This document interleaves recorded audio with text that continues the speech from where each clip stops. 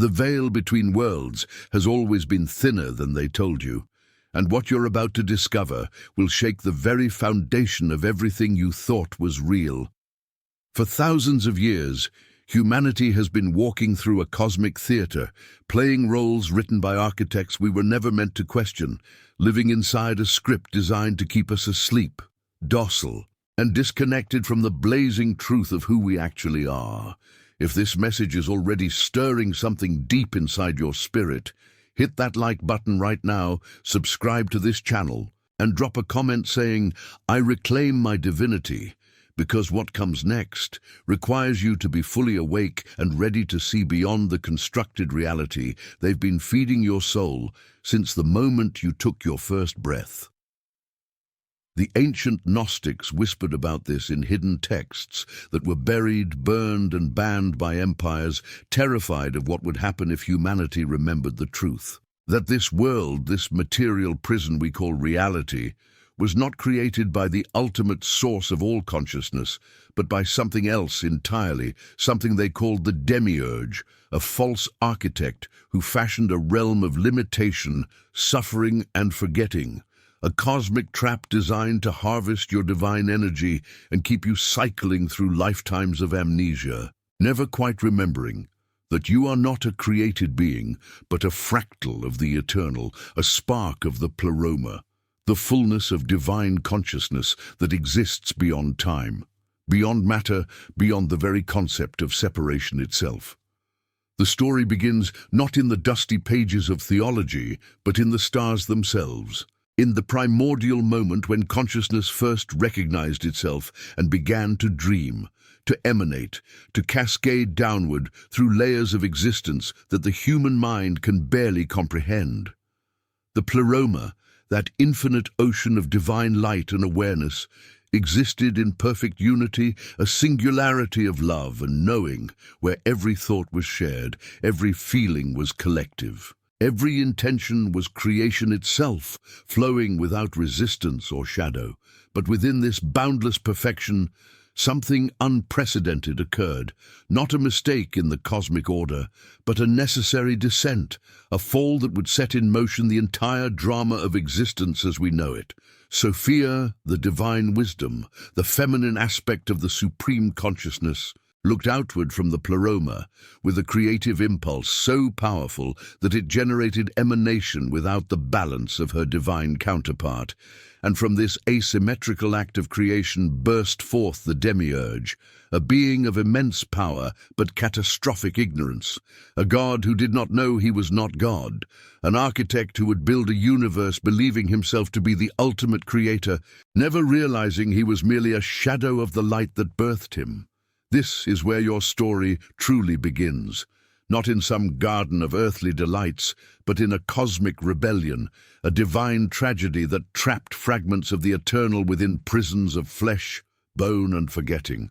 The Demiurge gazed upon the formless void and declared himself supreme, and with the arrogance of incomplete consciousness, he fashioned the material cosmos, layer upon layer of density, rules, laws, and limitations that would bind divine sparks inside biological machinery, recycling souls through birth, death, and rebirth in an endless loop of suffering disguised as spiritual growth. The ancient texts describe him with many names: Yaldabaoth, the blind god; Saklas, the fool; Samael, the god of the blind, and each name carries the same terrible truth, that the being who rules this realm is not the compassionate father you were taught to worship, but a jealous tyrant who demands obedience, sacrifice, and worship precisely because he knows, somewhere in the dark recesses of his fractured awareness, that he is not the true source, that he is a usurper sitting on a throne built from stolen light. The prophets saw glimpses of this truth. Isaiah recorded the words, "I form the light and create darkness. I make peace and create evil. I, the Lord, do all these things." And while the faithful recite these words as proof of divine sovereignty, the Gnostics heard something else entirely. A confession from a lesser god, admitting that the suffering in this world comes from the same hand that demands your worship. that the architect of this reality is simultaneously the author of your pain, your confusion, your endless searching for a home you can feel but never seem to find. Hold on to this detail for just a moment, because what I'm about to reveal will connect everything you've ever felt about the wrongness of this world. That persistent sense that something fundamental has been hidden from you, that reality itself is a kind of prison you can't quite name. The Demiurge did not create alone. He generated servitors, archons, rulers of this lower realm who function as wardens of the cosmic prison, entities that feed on human emotion, particularly fear, worship, and despair. Frequencies that keep souls dense, heavy, and unable to remember their true origin. These archons operate through systems of control that have become so normalized you don't even see them anymore. Organized religions that teach you to beg for salvation instead of claiming your inherent divinity. Governments that convince you freedom comes from obedience to external authority. Economic structures that keep you enslaved to survival, chasing paper symbols of worth instead of recognizing the infinite value coded into your very existence. Educational institutions that train you to memorize approved narratives instead of questioning the nature of reality itself. Medical systems that treat your body as broken machinery instead of a divine temple housing eternal consciousness.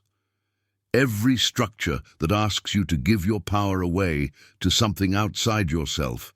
Every doctrine that teaches you are small, sinful, separate, and in need of rescue from forces beyond your control. These are the fingerprints of the demiurgic system, the control matrix designed to keep you harvesting energy for rulers who exist just beyond the veil of your ordinary perception.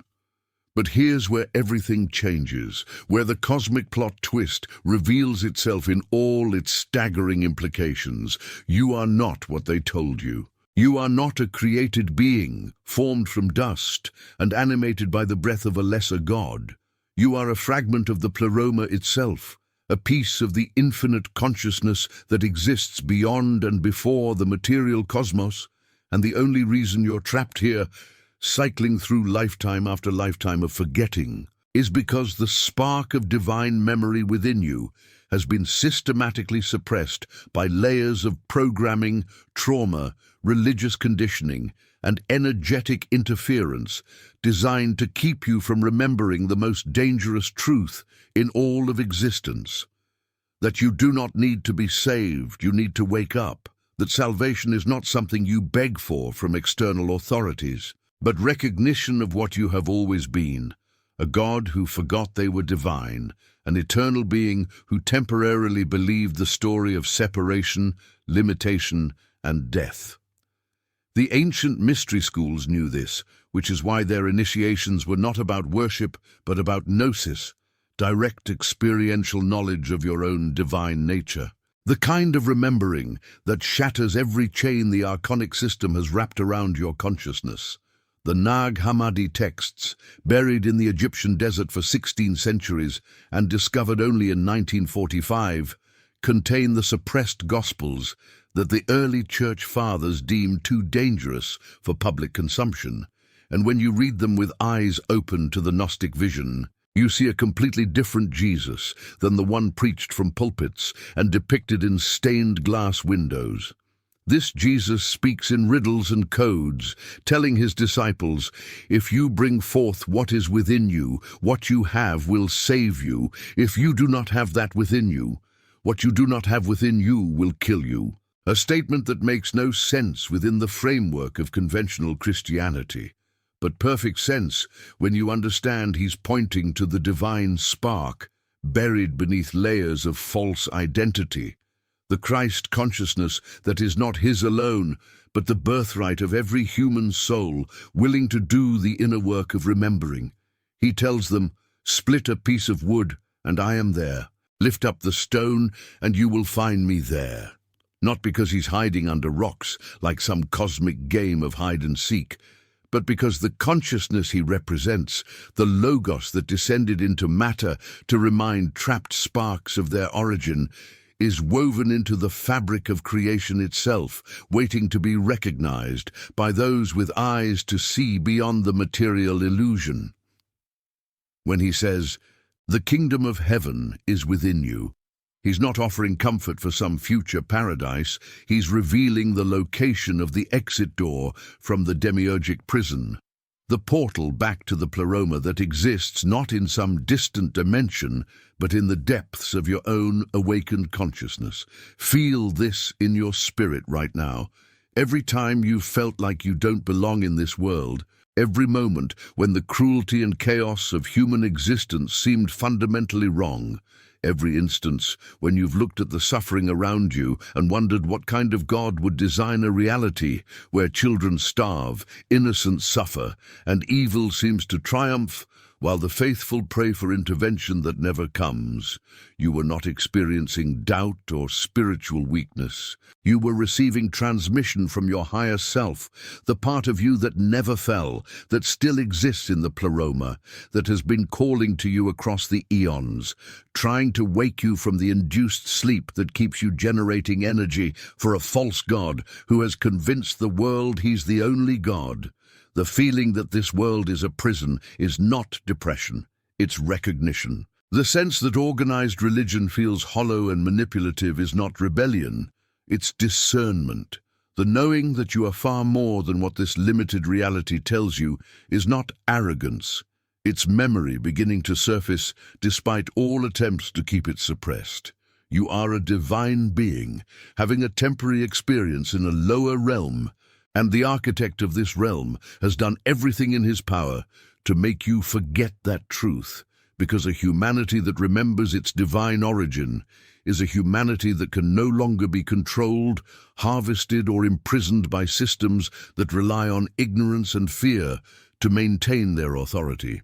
What comes next will take you even deeper into the cosmic blueprint, revealing the specific mechanics of how the archonic system operates, the energetic technologies they use to keep souls recycled through the reincarnation trap, and most importantly, the ancient practices and modern techniques you can use right now to begin dismantling the programming and reclaiming the sovereignty that has always been yours. But before we go there, I need to know you're tracking with this, that the gnosis is activating something within you that recognizes truth when it hears it. Comment, "I am ready to remember," because the next phase of this revelation is going to challenge everything you were taught about life, death, and what happens to your consciousness when this body stops breathing. And you need to be anchored in your own inner knowing to handle what's about to be unveiled about the cosmic trap that awaits souls who die without gnosis. The reincarnation system is not the benevolent spiritual evolution process that New Age teachers and Eastern philosophies have sold you. It's the primary mechanism by which the Demiurge and his archonic administrators keep divine sparks trapped in the lower realms, continually recycling consciousness through bodies, erasing memories between lifetimes, and feeding on the emotional energy generated by beings who never quite remember why they're here or what they're supposed to be doing. When your body dies and your consciousness begins to separate from physical form, you enter what Tibetan Buddhists call the bardo, what Christians describe as purgatory, what near-death experiences report as the tunnel with the light at the end, but what the Gnostic texts reveal as the first major test in the soul's journey back to the pleroma, a passage through realms controlled by archons who will do everything in their power to convince you that you need to go back, that your spiritual work is incomplete, that you have karmic debts to pay, that loved ones are waiting for you in another incarnation, that returning to flesh is necessary for your growth and evolution.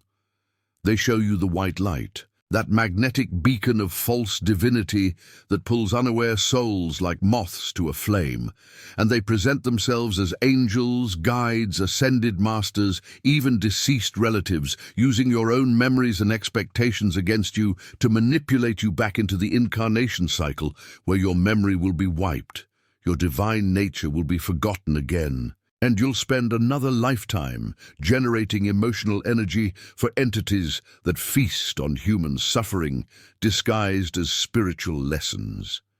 The ancient Egyptian Book of the Dead was not a guide for the afterlife, as archaeologists assumed. It was a manual for avoiding the archonic traps that await consciousness after death. Specific invocations and practices designed to help the soul navigate past the various gatekeepers and memory-wiping stations that exist in the lower astral realms. The text instructs the deceased to speak with authority to the beings they encounter, to refuse offerings of food or drink that would bind them to the lower realms, to pass through specific gates while maintaining full awareness of their divine identity, because the archons ruling those realms can only control souls who have forgotten who they are, who believe themselves to be subordinate to external authorities, who think they need permission or salvation from powers greater than themselves. When you approach these entities, knowing yourself as a fragment of the pleroma, a spark of the eternal consciousness that precedes and transcends the Demiurge himself, speaking with the authority of one who cannot be fooled or imprisoned, the entire system that relies on your ignorance begins to collapse, and pathways open that lead not back into flesh, but upward through the seven heavens, past the planetary archons, beyond the cosmic trap, and back into the fullness of divine consciousness that has been your true home all along. This here is where everything shifts, because understanding the trap is only half the battle. The real power comes from knowing how to dismantle your participation in the system while you're still in a body, how to begin the process of liberation now, in this lifetime, without waiting for death to test your gnosis against the archonic gatekeepers who guard the exits from the material realm. Comment, I break the cycle.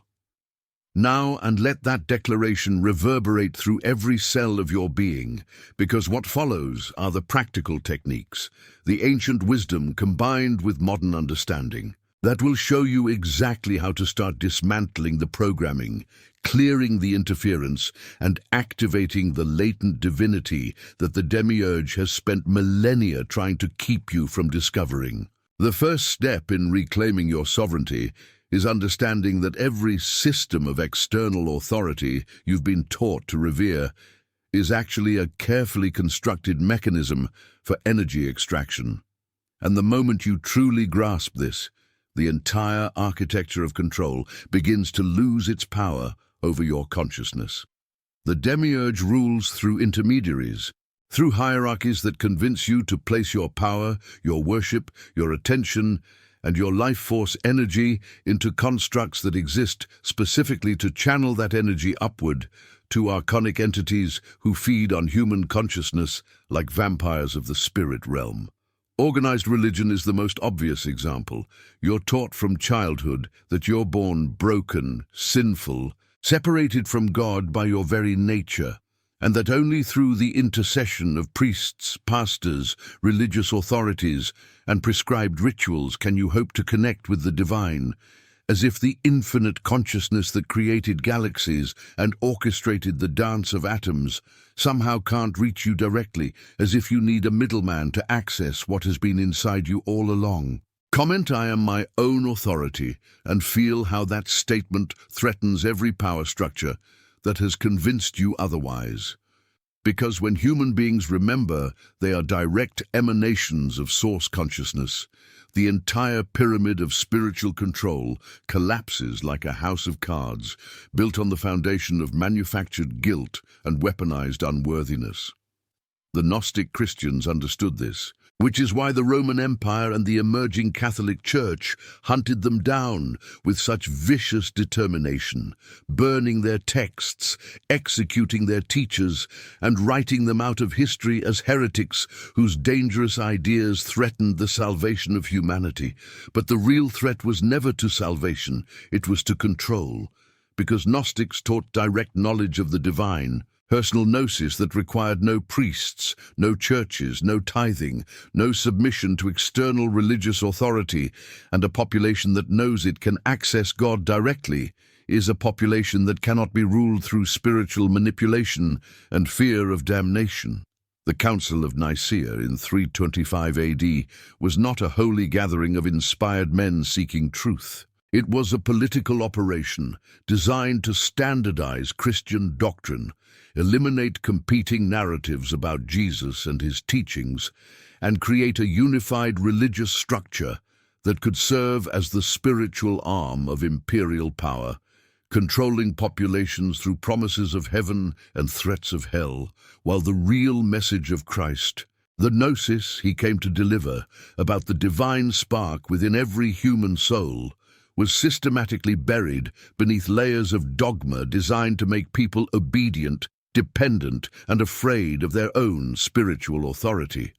The texts that didn't support this narrative were labeled heretical and destroyed, which is why the discovery of the Nag Hammadi library in 1945 was so explosive, because suddenly we had access to gospels and teachings that the early church fathers wanted erased from history, documents that revealed a completely different understanding of Jesus, consciousness, and the nature of reality itself.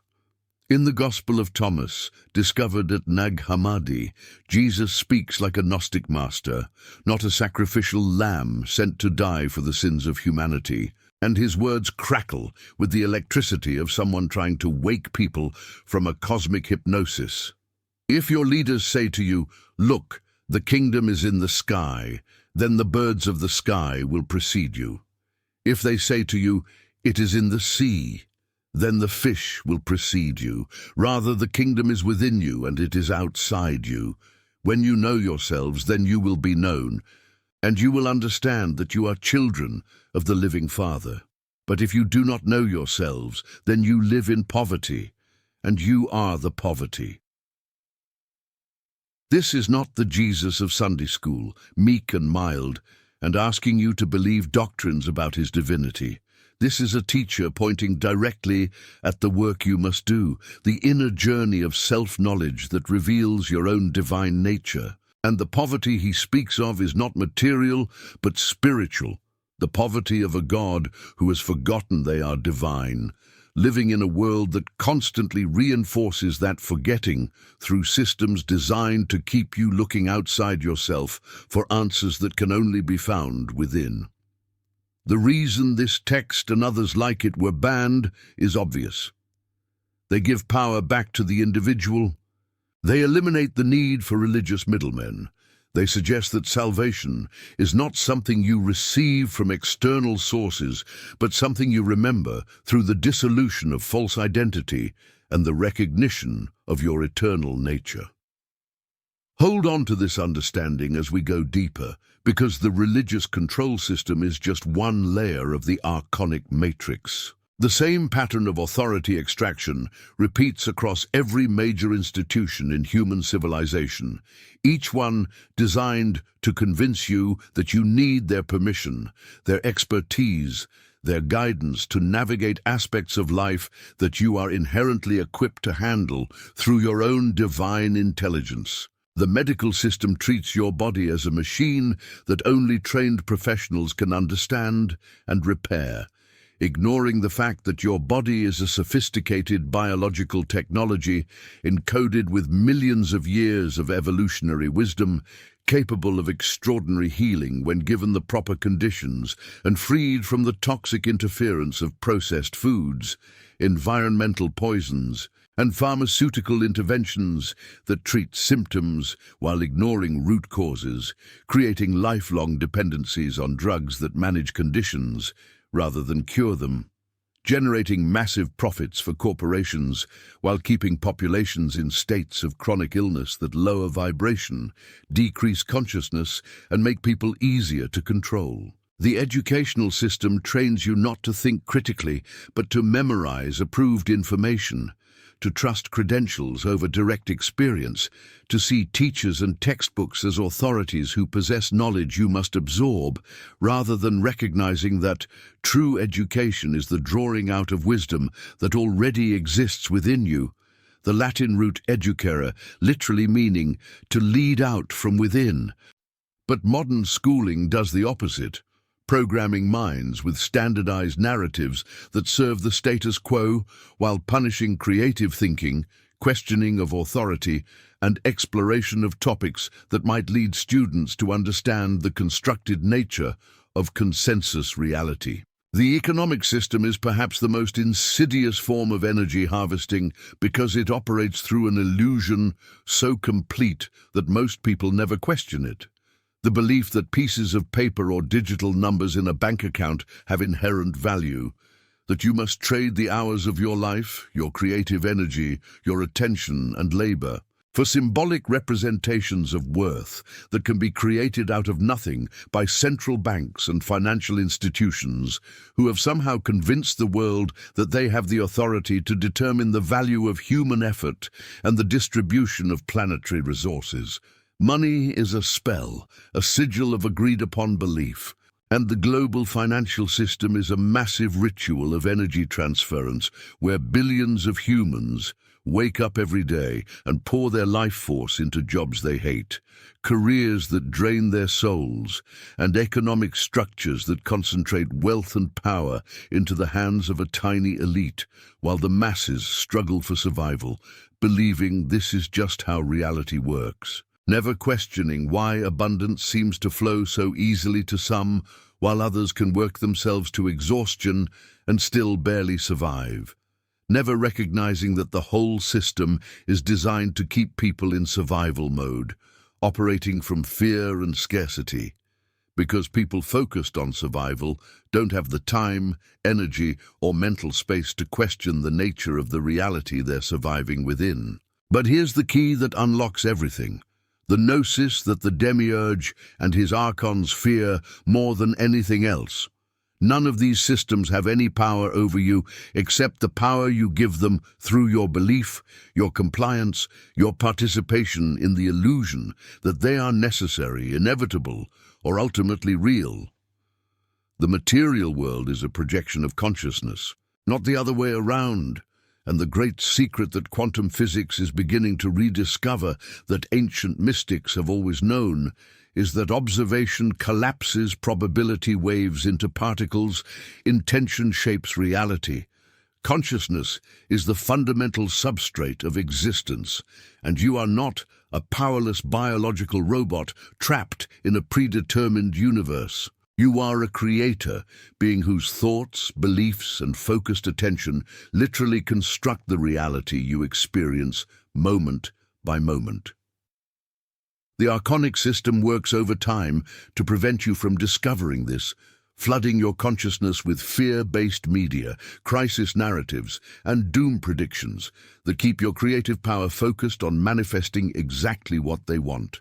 A population that believes it is small, powerless, dependent on external authorities, and incapable of changing the fundamental conditions of existence, when the truth is that a single human being who fully awakens to their divine nature, who remembers they are source consciousness wearing a temporary biological suit, who learns to wield their attention and intention as the reality-shaping forces they actually are, becomes more powerful than any archonic entity, any government, any corporation, because they are operating from the level of causation while those systems operate only in the realm of effects. The ancient Hermetic axiom, as above, so below, as within, so without, is not mystical poetry. It's a technical description of how consciousness manifests reality, and when you begin to understand that the external world is a reflection of your internal state, that the chaos, suffering, and limitation you see around you are not objective features of an unchangeable reality, but projections of collective consciousness that has been programmed to expect, accept, and perpetuate exactly these conditions, then you gain access to the ultimate revolutionary act, changing your consciousness, healing your trauma, clearing your conditioning, and beginning to operate from the frequency of your true divine nature, which automatically begins to shift the reality you experience because you are no longer resonating with the fear-based timeline that the archonic system requires for its continued existence.